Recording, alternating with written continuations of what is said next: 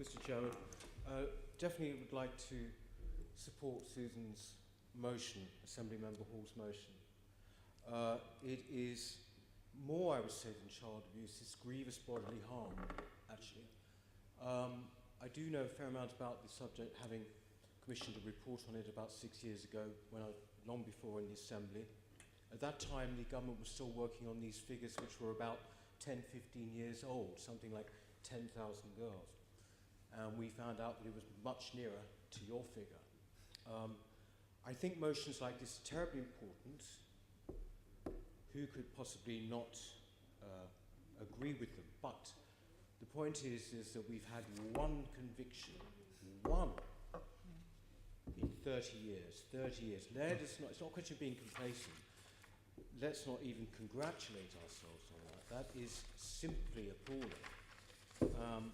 The only way that you will send a real message is not through education, with respect, Naveen, because we've tried that for years and years and years, and that's the kind of softy approach. Nothing sends a message like a prosecution, I'm afraid. And the fact is, this was made against the law in 1985, very specifically in the FGM Act. And I think that, as we've seen with other sort of issues in our society, why has it been 30 years? And I think one of the reasons has to be a kind of misplaced cultural sensitivity.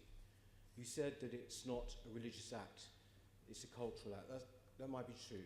You say that, but then even so what if it were a religious act? It's still wrong. I'm sorry, it's wrong, right? So we have to look, it's worth thinking about when I talk about cultural sensitivity, a misplaced sense of it, not wanting to offend, which is a lot of this when it comes to the public services, the police, social workers, or whatever. I'd like to just draw your attention to something that Germaine Greer said in quite some time ago now. That's right. She said that basically going after FGM was an attack on cultural identity.